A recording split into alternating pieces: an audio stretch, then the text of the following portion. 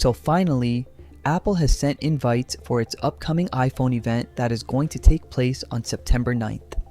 This event has a tagline, "Surprise and Shine." Like every year, Apple has hidden some features and changes of their upcoming products in this invite.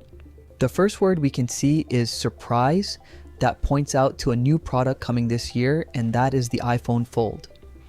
Yes, after waiting for so many years, Apple is finally going to introduce its first folding phone. This will be a passport style design that will cost around $2,000. Let's see how Apple does the folding stuff, and is it going to be any different than the Galaxy Z Fold or not?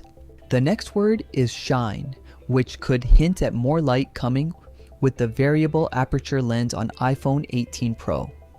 The variable aperture lens will open wide in the dark, and it will automatically become narrow when there's plenty of light.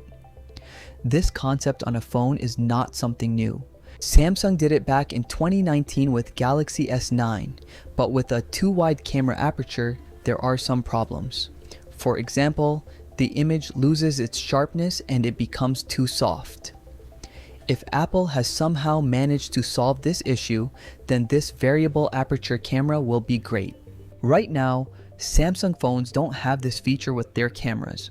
The whole invite comes in a light blue color, which could hint at the new blue color we're going to get with the iPhone 18 Pro series.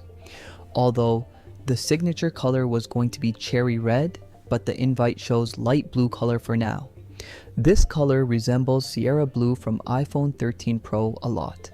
I'm myself most likely going to get this color instead of the cherry red one.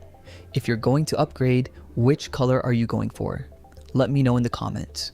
The event will take place on September 9th, and after a week or so, orders will start. So around the end of September, you'll finally be able to get your hands on the iPhone 18 Pro. Around the same time, the stable iOS 27 update will also be available.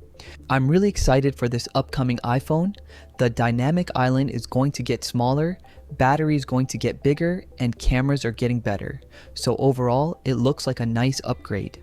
Make sure to subscribe, as I'll share my thoughts soon once I have the device in my hands. With that said, I'll catch you in the next one.